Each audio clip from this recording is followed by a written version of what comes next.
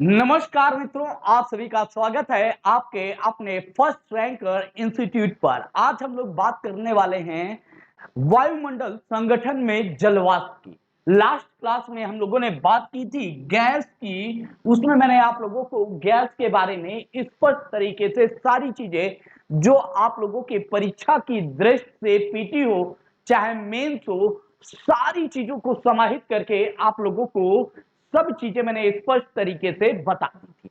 आज हम लोगों का टॉपिक है जल वाष्प। जिस टॉपिक पर आज हम लोगों का डिस्कशन होने वाला है वो है हमारा जल वाष्प। जिन छात्रों को पीडीएफ प्राप्त करना हो वो फर्स्ट रैंकर इंस्टीट्यूट का टेलीग्राम चैनल ज्वाइन कर सकते हैं, या जो व्हाट्सएप नंबर आप लोगों को डिस्क्रिप्शन बॉक्स में दिया गया है उसमें अपना नाम और सारी डिटेल लिखकर आप लोग व्हाट्सएप भी कर सकते हैं, जिससे आप लोगों को समस्त सूचनाएं प्राप्त हो सकेंगी। ठीक है, तो चलिए स्टार्ट करते हैं। अपने जलवाष्प के टॉपिक को समझने का प्रयास करते हैं कि जलवाष्प किस तरह से हमारे वायुमंडल के लिए आवश्यक है। जब हम लोग जलवाष्प की बात करते हैं, पॉइंट बाय पॉइंट नोट करिएगा। आप लोगों को पता है दो चीजें तो हम लोग लगातार इस पर डिस्कशन कर रहे हैं, उन चीजों को आप लोग समझिएगा।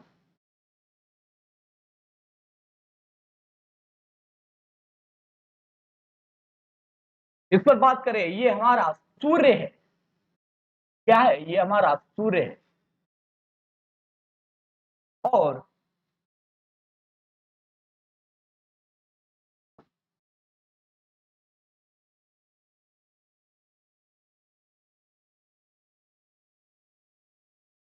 ये पृथ्वी है। पृथ्वी, ठीक। सूर्य से निकलने वाली किरणें, आप लोगों को मैंने लास्ट क्लास में बताया था कि सूर्य से निकलने वाली किरणें हमारे धरातल तक आती। क्या डायरेक्ट अगर हम लोग इसकी बात करते हैं तो सूर्य से निकलने वाली किरणें हमारे धरातल तक आती हैं। इन्हें हम लोग क्या कहते हैं? सौरीय विकिरण कहते हैं। सौरीय विकिरण कहते हैं। कहते हैं। इतनी चीज क्लियर है सभी लोगों को? लास्ट क्लास में भी हम लोगों ने इस पर डिस्कस किया। अब यदि यहां पर जलवाष्प के कण आ जाएं तो क्या होगा? यदि यहां पर आपके जलवाष्प के कण एकत्रित हो जाएं तो क्या होगा? जानना आवश्यक है, क्योंकि जो यूपीएससी के छात्र हैं उन छात्रों को यह पता है कि डायरेक्ट प्रश्न नहीं पूछे जाते। यूपीपीसीएस के भी छात्र हो चाहे बीपीएससी के छात्र हो, अब डायरेक्ट प्रश्नों की प्रकृति में कमी आ रही। चाहे आरपीएससी आरएएस दे रहे हो चाहे एमपीएससी दे रहे, उनमें अब डायरेक्ट प्रश्नों की प्रक्रिया धीरे धीरे धीरे धीरे कम हो रही। तो हम लोग मेन बेसिक पॉइंट पर बात करते हैं कि कैसे यहां पर आप पढ़ेंगे और चीजों को समझते हुए करेंगे।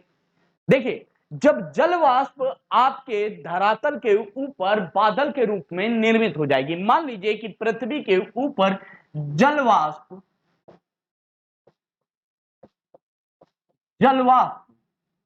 एकत्रित है, एकत्रित है, तो कंडीशन क्या हो जाएगी इसे समझना होगा। अब यहां देखो, सूर्य की यहां पर मैंने आप लोगों को बताया कि ये सौरीय विकिरण है जो धरातल तक आती है, लेकिन यहां पर किसी भी प्रकार का कोई जलवाष्प नहीं है, CO2 की मात्रा नहीं है। मतलब ये डायरेक्ट आपके धरातल तक पहुंच रही है। इस कंडीशन में यहां पर क्या है? किसी भी प्रकार का कोई अवरोधक नहीं है। किसी भी प्रकार का कोई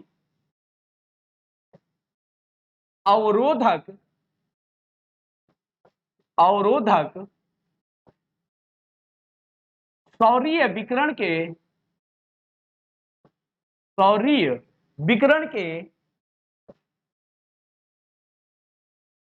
के मार्ग में मार्ग में उपस्थित नहीं है।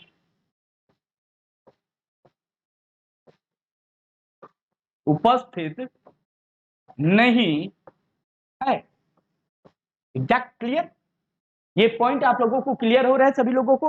अब देखो, यहां पर पृथ्वी के मार्ग में कोई अवरोधक नहीं था, लेकिन अब क्या है, जलवाष्प की मात्रा आपके वायुमंडल में उपस्थित हो चुकी है। अब जब जलवाष्प की मात्रा वायुमंडल में उपस्थित हो जाएगी तो यहां से समझो, यहां से समझो चीजों को।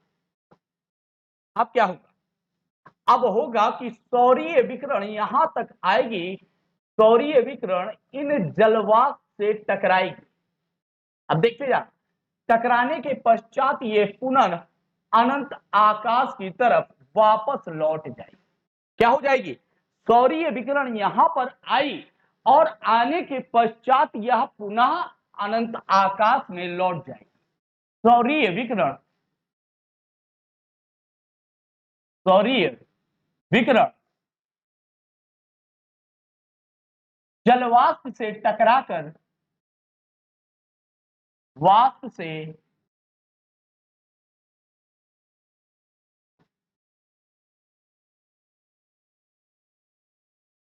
पुनः अनंत आकाश में, अनंत आकाश में वापस लौट जाएगी।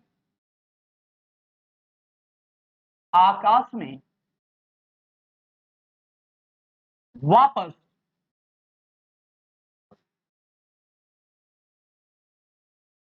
लौट जाएगी।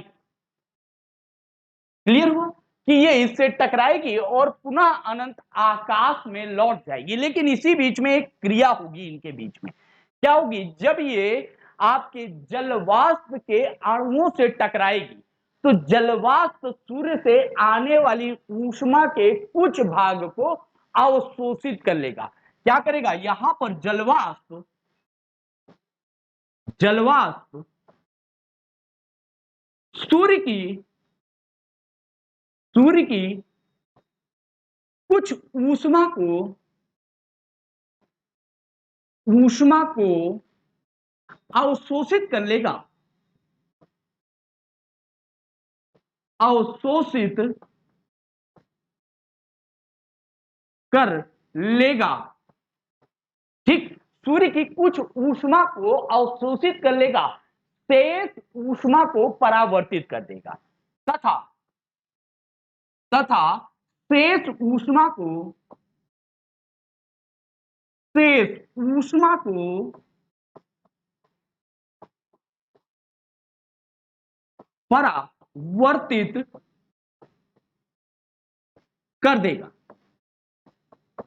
है ना, शेष ऊष्मा को परावर्तित कर देगा। अर्थात यहां पर ये ऊष्मा के कुछ पॉइंट को ग्रहण करेंगे और शेष ऊष्मा को ये अनंत आकाश की तरफ परावर्तित कर।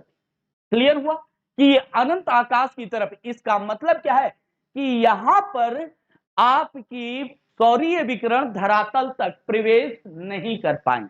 अर्थात, अर्थात नोट करते हुए चलिएगा, अर्थात सौरीय विकिरण आपके धरातल तक प्रवेश नहीं कर पाएंगे।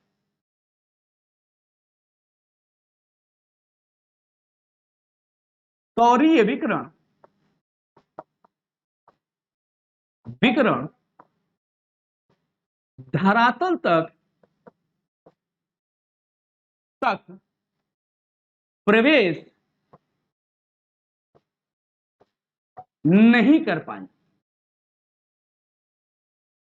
नहीं कर पाएंगे। अब ये धरातल तक प्रवेश नहीं कर पाए, इसका मतलब क्या है कि पृथ्वी के ताप में वृद्धि नहीं हुई। क्या हुआ, सौरीय विकिरण से पृथ्वी के ताप में किसी भी प्रकार की वृद्धि नहीं हुई। पॉइंट नोट करते हुए चलिएगा, सौरीय विकिरण से, विकिरण से धरातल के ताप में या पृथ्वी के ताप में, के ताप में किसी भी प्रकार की प्रकार की वृद्धि नहीं हुई, नहीं हुई, अर्थात पृथ्वी तक धरातल का इसका सौरीय विकिरण पहुंची नहीं तो टेम्परेचर में वृद्धि नहीं हुई, यहां पर तापमान में वृद्धि नहीं हुई। पहला पॉइंट ये क्लियर हो गया आप लोगों को कि यहां पर क्या हो जाएगा कि अवशोषित कौन कर रहा है, आप लोगों के जल वाष्प के कण ऊष्मा को अवशोषित कर रहे हैं और पुनः परावर्तित कर दे। पहला। अब दूसरा पॉइंट पे समझो, क्योंकि जो भी आप लोगों का पेपर रहता है यूपीएससी यूपीएससी का हो चाहे पीसीएस का आप लोग दे रहे हो, वहां पर आप लोगों को बहुत स्पष्ट होना होता है, क्योंकि ये सारे क्वेश्चन कॉन्सेप्चुअल बनते हैं। अब अभी हमने बात किसकी की थी, सौरीय विकिरण की बात की थी। अब हम लोगों की यहां पर बात आएगी, क्योंकि सौरीय विकिरण के बाद भौमिक विकिरण की भी बारी आएगी। अभी जब सूर्य का प्रकाश दिन में, यहां पर देखो, दिन में सौरीय विकिरण धरातल तक प्रवेश नहीं कर पाई है। क्या है, दिन में, दिन में। और किसके कारण नहीं प्रवेश कर पाई है, इन वाटर वेपर के कारण या जलवाष्प के कणों के कारण यह स्थिति नहीं बन पाई। अब जब ये स्थिति नहीं बन पाई तो साथ तो कुछ तो स्थिति बनी है, तो उसको भी अब रात्र की भी बारी आएगी। इसका मतलब है कि अब रात्र में भी कुछ स्थिति बनेगी। अब उसको समझो, अब यहां पर समझो, यहां पर क्या हो रहा है, आप देख रहे हैं यहां से पृथ्वी के जो भौमिक विकिरण है वो भी किससे टकरा रही है, जल वाष्प से टकरा रही।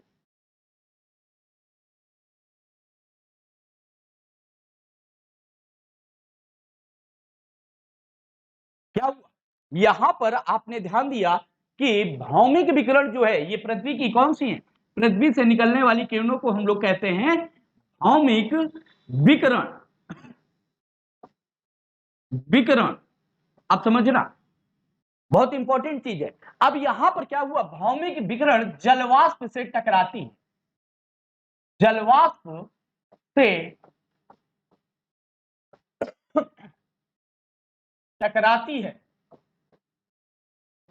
तो सेम प्रोसेस, जलवाष्प क्या करेगा, जलवाष्प भौमिक विकिरण की अधिकतम, यहां पर देखा जाए भौमिक विकिरण की वो ऊष्मा को, कुछ ऊष्मा को अवशोषित कर लेगा। क्या करेगा, जलवाष्प, जलवाष्प भौमिक विकिरण की, भौमिक विकिरण की, विकिरण की ऊष्मा को, ऊष्मा को अवशोषित कर लेगा, ऊष्मा को के कुछ भाग को, कुछ भाग को अवशोषित कर लेगा,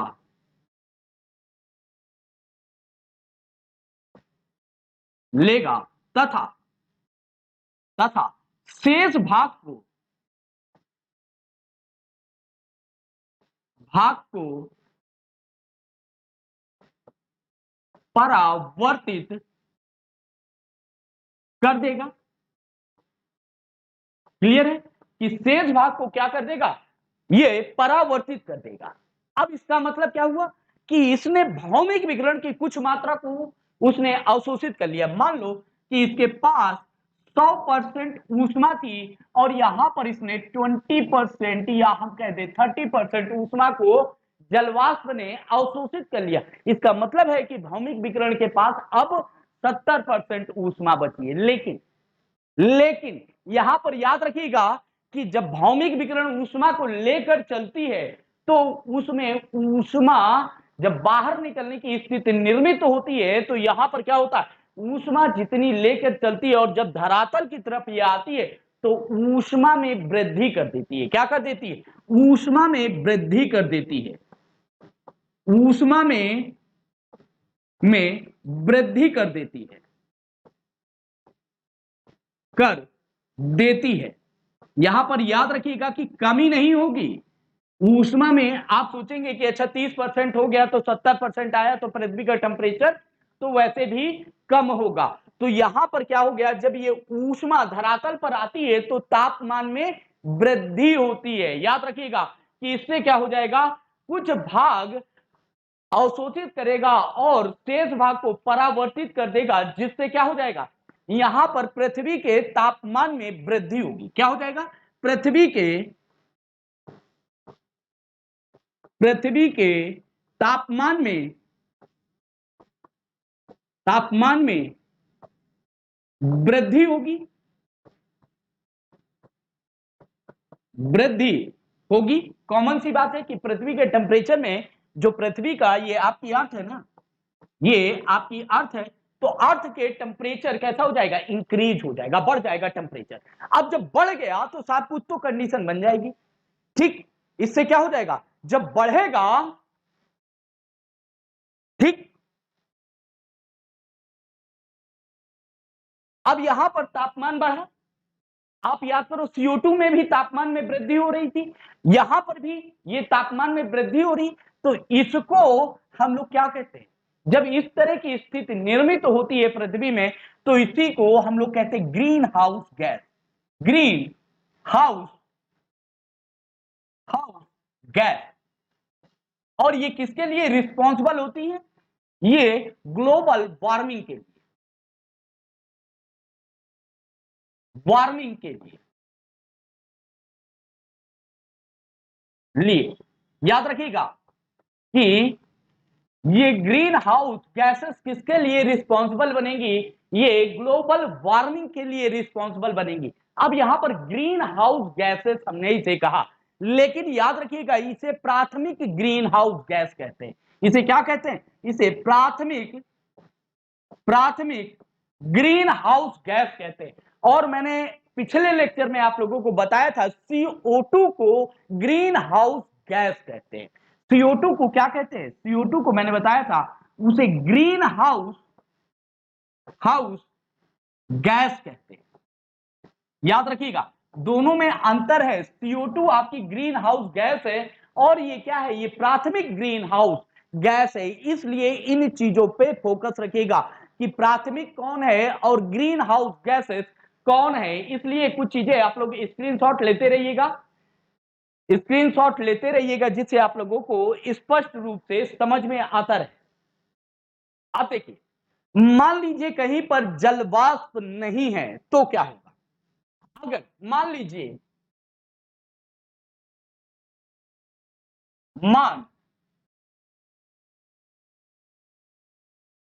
जलवाष्प नहीं है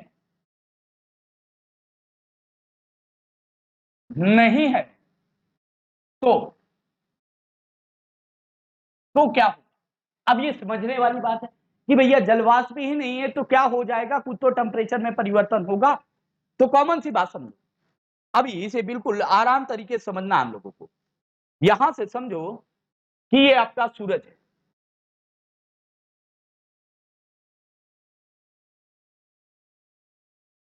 ठीक है, और ये आपकी अर्थ है।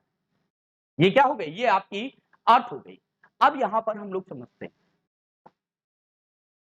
ये सूर्य से निकलने वाली किरणें हैं, ये कहां आ रही है, ये सौरीय विकिरण डायरेक्ट धरातल में आ रही है।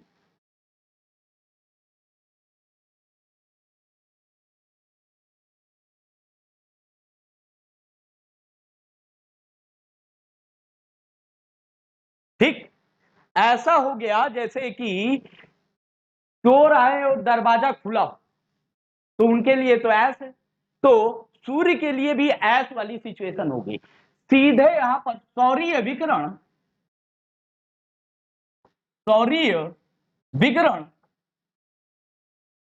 विकिरण सीधे धरातल पर पहुंचेंगी और धरातल के तापमान में वृद्धि कर देंगी, और धरातल के तापमान में वृद्धि कर देगी।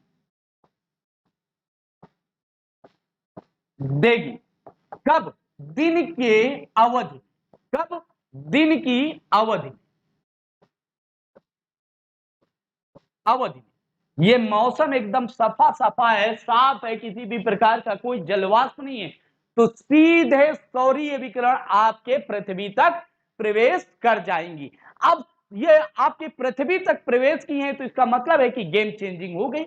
यहां का टेम्परेचर अगर हम यहां पर बात करें तो तापमान लगभग आपका 40 से 50 डिग्री तक पहुंच जाएगा। 40 से 50 डिग्री सेंटीग्रेड तक आपका टेम्परेचर दिन के समय में पहुंच जाएगा, है ना। यहां पर सौरीय विकिरण डायरेक्ट आएंगी तो धरातल बहुत तेजी से गर्म होता है, बहुत तेजी से ठंडा होता है, कॉमन सी बात है। तो दिन की अवधि में टेम्परेचर कितना हो जाएगा? 40 से 50 डिग्री सेंटीग्रेड। जस्ट इसी के अपोजिट रात्रि की बात यदि हम लोग करें, यहां पर रात्रि की बात यहां पर हम लोग करते हैं तो यहां पर रात्रि में क्या होगा? बादल नहीं है, किसी भी प्रकार का कोई जलवाष्प का अवरोधक नहीं है, तो निश्चित रूप से यहां से क्या निकलेगा? पृथ्वी के इस भाग से फटाफट क्या निकलेंगी? रात्रि के समय में यहां पर सौरीय विकिरण के बाद अब किसकी बारी आएगी? भौमिक विकिरण। भौमिक विकिरण का उत्सर्जन होगा। उत्सर्जन होगा। अर्थात इसका मतलब क्या हुआ? इसका मतलब हुआ कि पृथ्वी की ऊर्जा अब अनंत आकाश की तरफ रात्रि के समय में बढ़ेगी। पृथ्वी की ऊर्जा, पृथ्वी की ऊष्मा अनंत आकाश की तरफ, अनंत आकाश की तरफ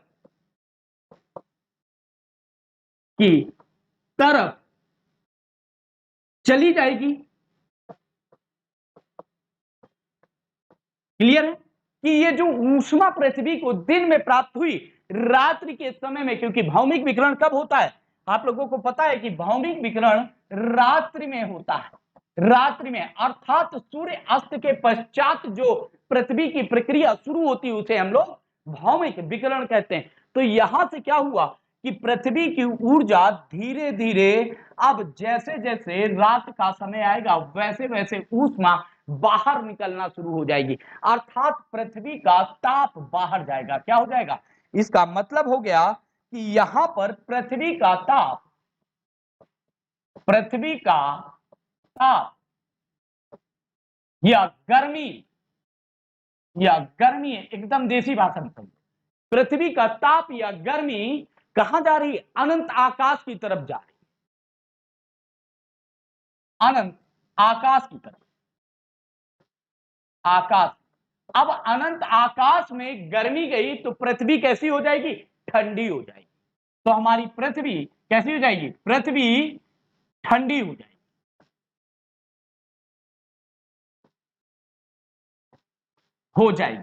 क्लियर? अब पृथ्वी ठंडी इन द सेंस रात का तापमान गिर जाएगा। क्या हो जाएगा? रात्रि का तापमान गिर जाएगा। रात्रि का तापमान गिर जाएगा। अब यहां पर बात आई कि ये कितना तक जा सकता है, तो ये निगेटिव तक जा सकता है। मतलब आपका 0 से लेकर 5 से लेकर ये -डिग्री तक तापमान पहुंच जाएगा। उदाहरण के लिए यदि हम लोग माने, एग्जाम्पल, ये आपका इंडिया,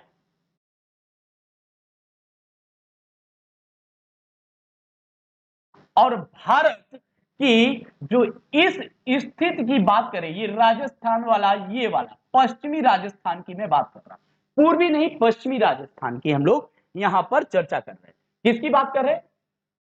पश्चिमी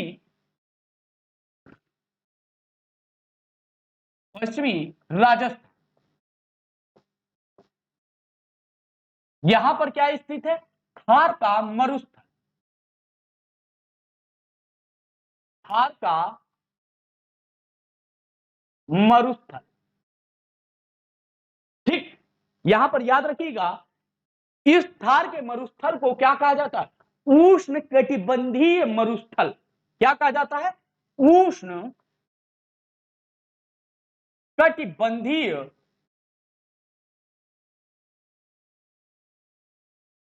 मरुस्थल।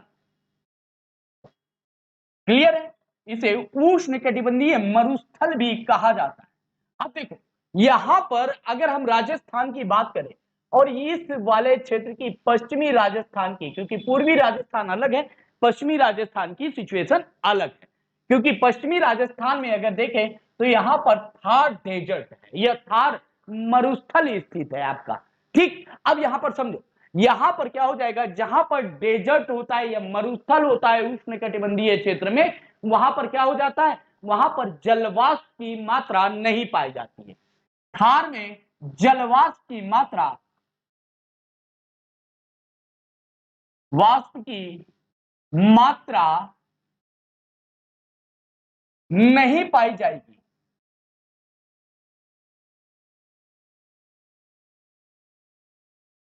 जाएगी। अब इंटरलिंक करते हुए चलो, अगर इसे पढ़ना है, अगर आप लोग रियल में आईएएस बनना चाहते हो और चीजें समझना चाहते हो, जो माध्यम को गाली देते हो कि हिंदी मीडियम का छात्र नहीं होता, हिंदी मीडियम का छात्र इसलिए नहीं होता क्योंकि हम अपने दिमाग को खोल के पढ़ते हैं। ठीक है, चलो यहां पर हम लोग अपने काम पे बात करते हैं। थार मरुस्थल में जलवाष्प नहीं पाई जाएगी, मतलब मैदान क्या है, ऊपर की छत आपके है ही नहीं। अब देखो, यहां पर जैसे मान लो कि ये स्टूडियो है, स्टूडियो की छत है जहां पर हम लोग खड़े होकर पढ़ाते हैं, क्योंकि अब यहां पर सूरज की किरणें नहीं आएंगी डायरेक्ट, यहां पर भौमिक विकिरण या आपके चंद्रमा की चांदनी नहीं आएगी। ठीक, तो इसका मतलब क्या है कि एक छत होना आवश्यक है। यहां पर जलवाष्प की कोई मात्रा उपस्थित नहीं है, जलवाष्प की मात्रा नहीं है, तो दिन की अवधि में, यहां पर समझो, यहां पर क्या हो जाएगा, दिन की अवधि में, अवधि में सौरीय विकिरण से, सौरीय विकिरण से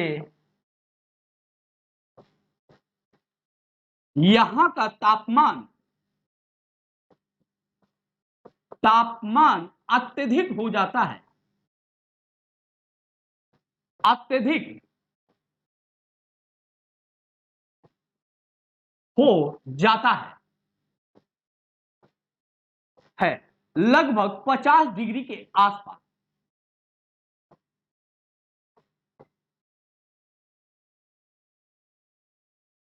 लगभग 50 डिग्री सेंटीग्रेड के आसपास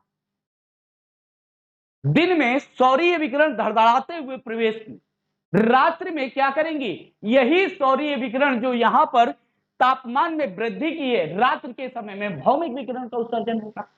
अब देखो, पहला, अब रात्रि की बात करें, रात्रि में अब आप लोगों को इतना समझ में आ गया हो गया कि रात्रि में कौन सी तरंगे निकलती हैं, तो भौमिक विकिरण निकलती है रात्रि में, भौमिक विकिरण का उत्सर्जन होगा, भौमिक विकिरण का उत्सर्जन होगा। क्लियर? यहां पर रात्रि में क्या हो जाएगा, भौमिक विकिरण का उत्सर्जन होगा। अब जब भौमिक विकिरण का उत्सर्जन होगा रात्रि में, तो यहां पर समझना है कि भौमिक विकिरण का उत्सर्जन हुआ, अर्थात पृथ्वी की ऊष्मा, पृथ्वी की ऊष्मा अनंत आकाश में गई, अनंत आकाश में चली गई, आकाश में चली गई। अब इसका मतलब क्या हुआ, इसका मतलब यह हो गया कि पृथ्वी ठंडी हो गई। इसका मतलब क्या हुआ, पृथ्वी, पृथ्वी ठंडी हो गई। अब जब ये ठंडी हुई, इसका मतलब क्या हुआ कि यहां के तापमान में कमी आ जाएगी। क्या हो जाएगा? तापमान बहुत कम होगा, कम होगा। अब ये कहां तक पहुंच सकता है? अब ये समझने वाली ये बात जो हमने कहा, यहां तापमान बहुत कम हो जाएगा। कितना कम हो जाएगा? ये 0 से 5 डिग्री सेंटीग्रेड तक हो सकता है, या ये -1 में, -2 में भी ये टेम्परेचर जा सकता है। ऐसा कुछ भी हार्ड एंड फास्ट रूल नहीं है कि ये माइनस में नहीं जा सकता। अर्थात भौमिक विकिरण के कारण ये टेम्परेचर ऋणात्मक भी हो सकता है। इसका मतलब समझ गए? इसका मतलब हो गया कि ये ऋणात्मक भी आपके स्थित जो उष्ण कटिबंधीय मरुस्थल है वहां पर जलवाष्प की मात्रा नहीं पाई जाती है, और ये पूरी कहानी जलवाष्प की जो होती है वो पूरी कॉन्सेंट्रेटेड होती है आप लोगों के टेम्परेचर को मेंटेन करने में। इतनी चीज क्लियर हो गई होगी सभी लोगों को? यहां पर सभी लोगों को सारी चीजें क्लियर हो गई होंगी। अब देखो जहां पर जलवाष्प की मात्रा ज्यादा होगी, जहां पर, अब ये समझो, जहां पर जलवाष्प की मात्रा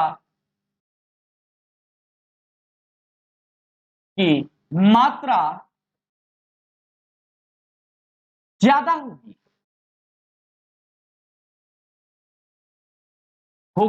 वहां पर क्या होगा? अब ये भी प्रश्न आ गया कि साहब जहां पर जलवाष्प की मात्रा जहां पर कम है तो वहां तो समझ में आ गया कि टेम्परेचर इंक्रीज कर जाएगा और रात के समय में डिक्रीज कर जाएगा, बहुत तेजी से गिरेगा, बहुत तेजी से बढ़ेगा। जहां पर जलवाष्प की मात्रा ज्यादा होगी वहां पर क्या होगा? वहां पर क्या होगा? फटाफट बताए।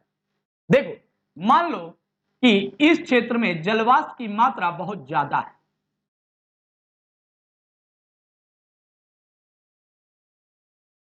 कॉमन सी बात है, यहां पर जलवाष्प की मात्रा ज्यादा है और ये आपका सूर्य है, तो सूर्य से निकलने वाली किरणें आएंगी और टकराकर वापस चली जाएंगी। सूर्य से निकलने वाली किरणें, तो ये पृथ्वी का ये जो टेम्परेचर है, ये पृथ्वी है आपकी, इसके ताप में वृद्धि नहीं की पृथ्वी। ठीक, इसने क्या किया? भौमिक विकिरण ने, सौरीय विकिरण ने विकिरण ताप में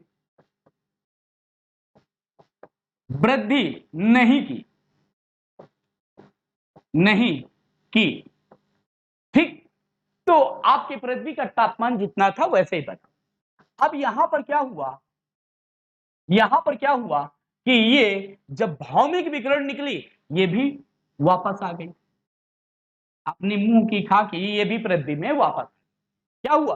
पृथ्वी का जो तापमान था वो वैसे का वैसा बना रहा, ना बढ़ा और ना घटा। पृथ्वी के तापमान में परिवर्तन नहीं हुआ। यहां पर क्या हो गया? पृथ्वी के तापमान में परिवर्तन नहीं हुआ। कई बार आप लोग सोचेंगे कि यहां पर गई ये तो कुछ भाग अवशोषित करता है ना, अभी मैंने आप लोगों को बताया था अवशोषित करता है, ये मैंने ही आपको बताया।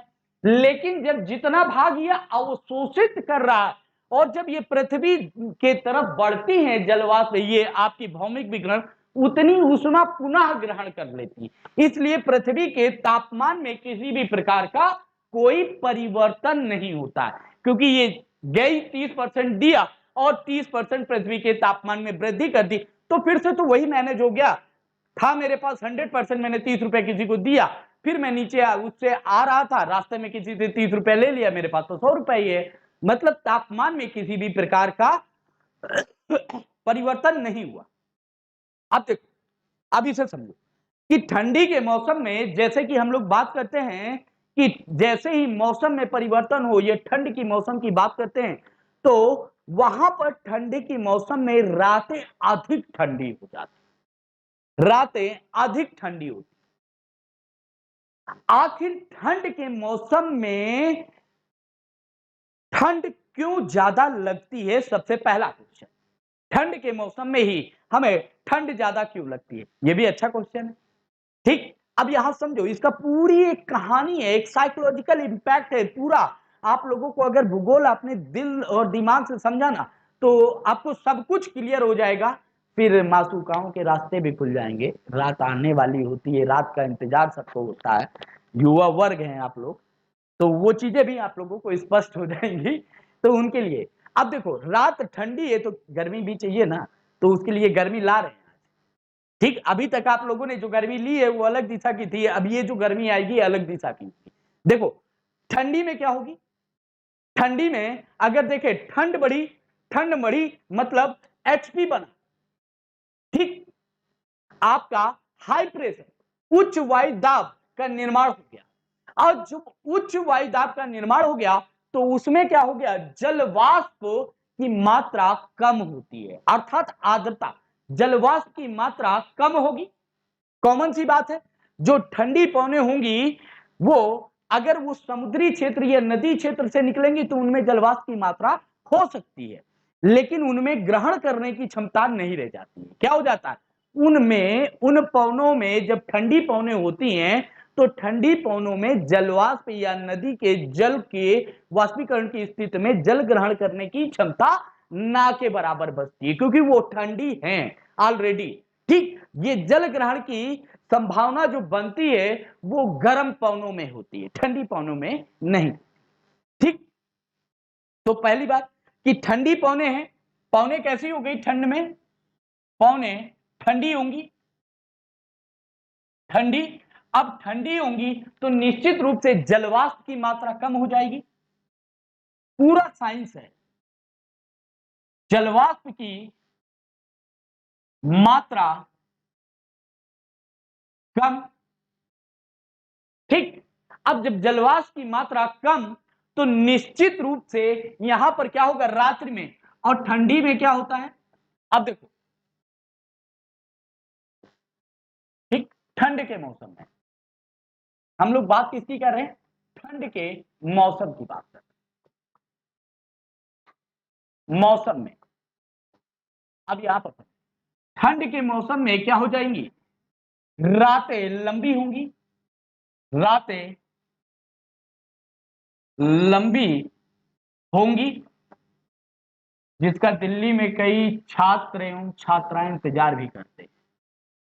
जितनी लंबी रातें उतना ही ठीक रहता है, पढ़ाई में मन लगा रहता है ना, पढ़ने के लिए लंबी रातें अच्छी। ठीक, ठंडी की रातें वहां पर, और मुखर्जी नगर में मैंने ये देखा है कि 90% तो बर्बाद होते, 10% रियल में स्टूडेंट आता है पढ़ने, क्योंकि वो पढ़ने आता है, माँ बाप का पैसा बर्बाद करने नहीं आता। जैसे आप, हम लोगों के टाइम था, हम लोग भी पढ़ने गए थे, तो 90% वहां देखा, हर एक युगल बंधु आज इसके साथ है, कल किसी और के साथ है, ये होता रहता और दिल टूटता है, फिर हम किसी और भी चीजों में लगे रहते, बट पढ़ाई छोड़ के हम सब करते। वहां पर पढ़ाई जिस उद्देश्य से गए थे वो उद्देश्य छोड़ के हमने सब। प्रॉब्लम ये होती, बेसिक प्रॉब्लम यहीं पर बनी हुई है। फिर उसके बाद कहीं ना कहीं किसी का कुछ हुआ, किसी का नहीं हुआ, जिसका हुआ, अगर लड़की है तो भैया सबसे सेफ जो उसका बाप कहीं ना कहीं सेट करके उसको पैसा वैसा खरीद लेके दे के कोई लड़का अच्छा खासा खरीद देता है, और जिसका बाप अच्छा बड़ी पोस्ट में है वो भी आप लोगों को क्या करेगा। सीधी सी बात है, कोई लड़का आप लोगों के ग्रुप में हुआ, उसको खरीद लिया गया, 1,50,000 जो भी 1-1.5 करोड़ में खरीदा गया वो सेट हो गया, उसको खरीद के अपनी लड़की की शादी सेट हो गई। तो भैया एक चीज याद रखो, आप लड़के हो, आपको मेहनत करनी है, क्योंकि आपको खरीद और बिक्री में आप ही बिकेंगे, वो नहीं, क्योंकि उनका काम है अय्यासी करना। वो मेरे साथ के लोग भी अय्यासी काटे हैं, आज अच्छी अच्छी जगह पे पहुंच गए। कैसे पहुंच गए, कि उनका पति है, खरीद लिया उनके बाद। तो ये चीजें आप समझो कि अपन लोगों को मेहनत ही करनी है, सारा कमाई हम ही लोगों को करना है, पूरी मेहनत जी जान लगाना है, तो मेहनत करिए। ठीक है, अब मेहनत करके इन लंबी रातों को किताबों में लगाइए, ना कि इन लंबी रातों को किसी और काम में लगाइएगा। ठीक, अब आते हैं अपनी लंबी रातों में। रातें लंबी तो यहां पर क्या होगा, भौमिक विकिरण ज्यादा होगा, भौमिक विकिरण विकिरण ज्यादा। अब यहां से कनेक्ट करो इसे, भौमिक विकिरण ज्यादा क्यों होगा, क्योंकि यहां पर जलवाष्प की मात्रा की कमी है। क्या है, यहां पर जलवाष्प की मात्रा कम है। अब जलवाष्प की मात्रा कम है तो भौमिक विकिरण ज्यादा क्यों होगा, क्योंकि रातें लंबी, जब रात लंबी भौमिक विकिरण ज्यादा, भौमिक विकिरण ज्यादा, पृथ्वी के तापमान में कमी। क्या हो जाएगा, पृथ्वी के तापमान में कमी। अब पृथ्वी के टेम्परेचर में कमी मतलब ठंड की मात्रा में वृद्धि, मतलब क्या हो जाएगा, पृथ्वी के तापमान में कमी इन द सेंस ठंडी की मात्रा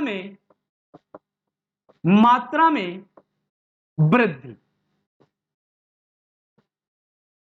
तो सुबह चाय की दुकान पे जब चर्चा करने के लिए सुबह 6, 7, 8 बजे हम लोग पहुंचते हैं तो वहां पर ये आज बड़ी ठंडी है यार, आज चिल आउट, एकदम बहुत भयानक वाली ठंडी है।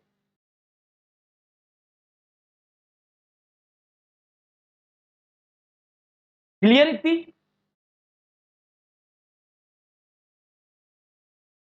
इतनी चीजें समझ में आई। अब देखो, ठंड की मात्रा में वृद्धि मतलब ठंडी ज्यादा लगेगी। ठीक, फिर वही प्रक्रिया, अगर यहीं पर ठंडी में जलवाष्प की मात्रा बढ़, यदि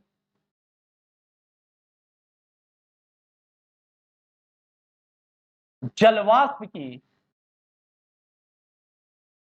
मात्रा बढ़ जाए तो, अब ये सबसे बड़ा तो बड़ा हर बार जो तो आ रहा है ना, यही खतरा दे रहा है, हर बार मूड अपसेट करेगा। अब जलवाष्प की मात्रा बढ़ जाए, अब जलवाष्प की मात्रा कैसे बढ़ जाएगी, यदि ठंडी में वर्षा, क्या हो, वर्षा,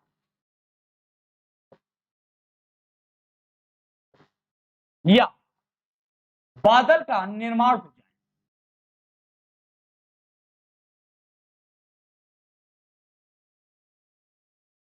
का निर्माण हो जाए तो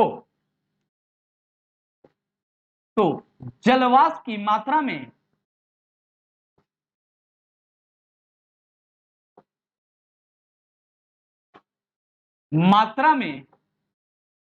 वृद्धि हो जाए, क्या हो जाएगी, तो जलवाष्प की मात्रा में यदि बादल आ जाए या वर्षा हो जाए, इन दोनों ही कंडीशन का अगर निर्माण हो जाता है ठंड में, तो सिचुएशन क्या हो जाती है, आपके यहां पर जलवाष्प की मात्रा में वृद्धि हो जाती है। क्या हो जाती है, जलवाष्प की मात्रा में वृद्धि।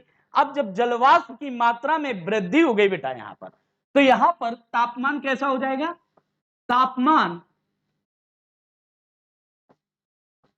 तापमान में वृद्धि होगी, वृद्धि होगी, अर्थात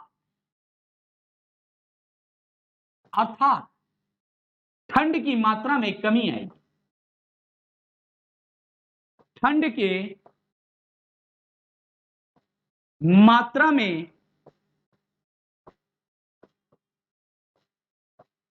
कमी आएगी, है ना, क्या हो जाएगी, अर्थात यहां पर ठंड की मात्रा में कमी होगी। अब लंबी रातों का कोई मतलब ही नहीं रहा, कॉन्सेप्ट ही खत्म हो गया। इतनी देर से जो आप लोग जलवाष्प में पूरा मजा ले रहे थे कि ठंडी आ गई, अब लंबी रातें हो रही हैं और ये मुखर्जी नगर का पूरा माहौल गर्म होने की स्थिति बन रही थी, अब तो यहाँ पर पहले से गर्मी मैंने लाती। ठीक, अब जब गर्मी आ गई तो यहाँ पर क्या हो गया, तापमान में वृद्धि हो गई। तो इसका मतलब क्या है कि जब वायुमंडल में जलवाष्प की मात्रा में वृद्धि होगी तो टेम्परेचर कैसा हो जाएगा, टेम्परेचर में वृद्धि होती है। यही कारण है कि जब ग्रीष्म ऋतु या शीत ऋतु में बादल आपके वायुमंडल पर आ जाते हैं तो वहां पर तापमान में क्या हो जाती है, कमी और वृद्धि आपको नजर आती है। ठीक, क्या हो जाती है, जलवाष्प की मात्रा में कमी एवं वृद्धि नजर आती है। नेक्स्ट पॉइंट, यदि हम लोग देखें इंडिया का दूसरा पार्ट, ठीक, अब देखो आप लोग सोचते होंगे कि आखिर जो ये कोस्टल एरिया है इनके टेम्परेचर में क्यों नहीं वृद्धि होती।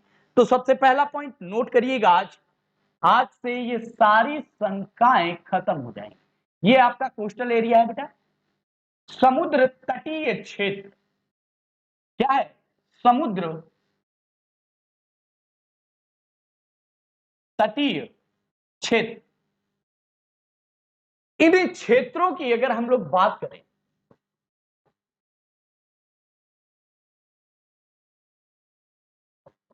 कोस्टल एरिया की यदि हम लोग बात करते हैं तो यहां पर वर्ष भर जलवाष्प की मात्रा उपस्थित रहती है। यहां पर वर्ष भर जलवाष्प की मात्रा, वाष्प की मात्रा उपस्थित रहती है।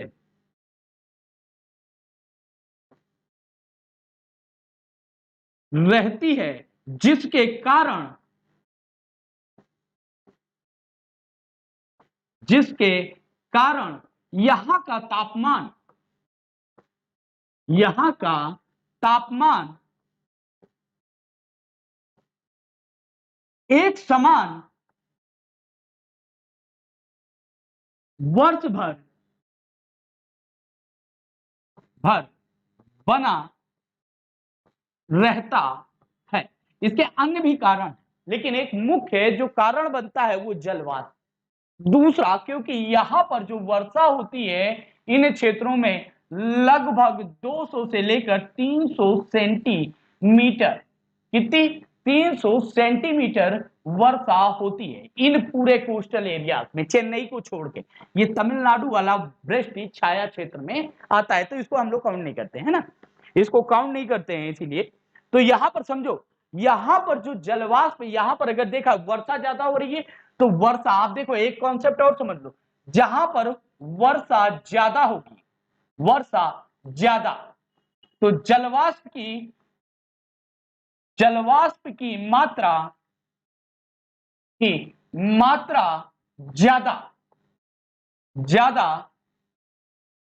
होती है, याद रखिएगा। ठीक, अब यहां पर एक पॉइंट और समझिए, यहां से एक चीज और समझिए, बहुत तगड़ी चीज है, आज हवा पानी बदल जाना है।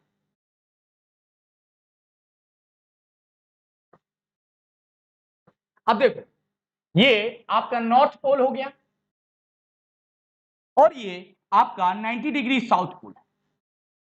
आपको पता है ये बीच वाली रेखा जो है ये 0 डिग्री अक्षांश रेखा है, अक्षांश रेखा है, ठीक है।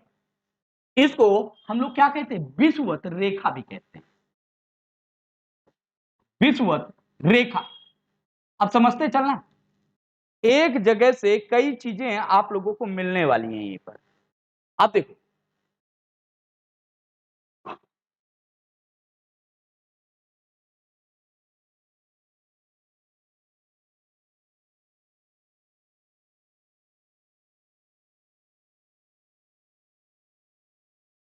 विषुवत रेखा पर सूर्य सदैव लंबवत होता है।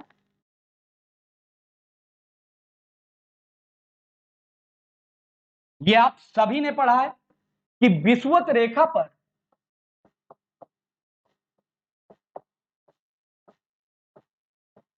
रेखा पर सूर्य लंबवत चमकता है। अगर चीजें आप लोगों ने धैर्य से समझ ली तो गारंटी मेरी है कोई निकालेगा नहीं बाहर। ठीक, लंबवत चमकता है। अब लंबवत चमकने का मतलब क्या है कि इस जगह पर फोकस्ड है। जैसे आप अपनी गर्लफ्रेंड की तरफ फोकस्ड होते हैं ना, अगर उसने किसी भी लड़के से बात कर ली, तुमने बात क्यों की? वो लड़का अच्छा नहीं है, उसका कैरेक्टर अच्छा नहीं है, क्योंकि आप फोकस्ड हो उसी के लिए, आप पढ़ने के लिए फोकस थोड़ नहीं। ठीक है, तो यहां पर सोचो, यहां पर क्या है कि सूर्य ताप कहां पर है? विषुवत रेखा पर फोकस्ड है। इसका मतलब क्या है? यहां पर तापमान ज्यादा होना चाहिए, तापमान ज्यादा होना चाहिए। होना चाहिए कि नहीं होना चाहिए भाई? जहां पर सूर्य एकदम अपनी ऊष्मा लंबवत दे रहा है, सीधा फोकस्ड कर दिया, तो उसके पास ताप, सूर्य ताप की मात्रा ज्यादा पहुंचेगी। यहां पर सूर्य ताप की मात्रा, सूर्य ताप की मात्रा ज्यादा पहुंचेगी। क्लियर? यहां पर क्या हो जाएगा? सूर्य ताप की मात्रा ज्यादा पहुंचेगी। अब जब सूर्य ताप की मात्रा ज्यादा पहुंचेगी तो इसका मतलब क्या हो गया? इसका मतलब क्या हो गया? इसका मतलब यह हो गया कि यहां का तापमान ज्यादा होना चाहिए। लेकिन ऐसा नहीं होता है, लेकिन ऐसा नहीं होता है। होता है। क्यों? क्यों? क्वेश्चन। अब यहां पर क्वेश्चन समझो, क्यों? क्योंकि प्रतिदिन विषुवत रेखा पर वर्षा होती है। क्योंकि विषुवत रेखा पर, विषुवत रेखा पर प्रतिदिन वर्षा होती है, होती है। अब जब यहां पर प्रतिदिन वर्षा हो रही है तो इसका मतलब क्या हो गया बेटा? इसका मतलब स्पष्ट हो गया कि यहां पर जलवाष्प की मात्रा ज्यादा है। यहां पर क्या हो जाएगा? जलवाष्प की मात्रा, वाष्प की मात्रा ज्यादा है ना। अब मैंने आप लोगों को क्या बताया था कि जब जलवाष्प की मात्रा ज्यादा होगी, वहां पर क्या हो जाएगा? सूर्य ताप या सौरीय विकिरण धरातल पर प्रवेश नहीं कर पाएगी। क्या बताया था अभी? कि सौरीय विकिरण, सौरीय विकिरण धरातल पर प्रवेश नहीं कर पाएंगी। अब जब नहीं कर पाएंगी तो इसका मतलब है तापमान में ये वृद्धि नहीं कर सकती। क्या हो जाएगा? जब नहीं कर पाएंगी तो यहां पर समझो, यहां पर ये टेम्परेचर में वृद्धि नहीं कर पाएंगी, तापमान में वृद्धि नहीं होगी, नहीं होगी। क्यों नहीं होगी? क्योंकि जैसे ही सौरीय विकिरण किनसे टकराएंगी? जलवाष्प से टकराएंगी, वैसे ही ये क्या हो जाएंगी? कुछ मात्रा जलवाष्प आपका अवशोषित कर लेगा, शेष मात्रा को तो परावर्तित कर दे रहा है। क्या कर देगा? शेष मात्रा को परावर्तित कर देगा। और जैसे ही भौमिक विकिरण निकलेगी तो जितनी ऊष्मा ये कुछ मात्रा भौमिक विकिरण से उत्सर्जित करेगा और पुनः वापस भेज देगा। तो भौमिक विकिरण और सौरीय विकिरण, ना भौमिक विकिरण बाहर निकलने पाती है, ना सौरीय विकिरण आपके अंदर प्रवेश करने पाती है, जिसके कारण टेम्परेचर क्या रहता है? कांस्टेंट बना रहता है, एक जैसा तापमान बना रहता है। सूर्य के लंबवत किरणों के पड़ने के पश्चात भी विषुवत रेखा का तापमान सामान्य बना रहता है। उसका मुख्य आधार जल वाष्प है। क्लियर हो गया? इतना पॉइंट क्लियर? अब उसके बाद जो नेक्स्ट पॉइंट आएगा बेटा, जो हम लोगों की क्लास में हम लोग नेक्स्ट पॉइंट पढ़ेंगे, वो आपका आएगा, वो कल की क्लास में आपको एरोसॉल या डस्ट पार्टिकल या धूल कण आप लोगों को मैं पूरा डिटेल में समझाऊंगा। और तैयारी करते रहिए, पीटी मेंस में लगे रहिए, विश्वास रखिएगा चीजें बहुत बेहतर करेंगे। लग के करेंगे, मेहनत करके करेंगे, सभी लोग आगे बढ़ेंगे। चलिए, थैंक यू। जय हिंद, जय भारत।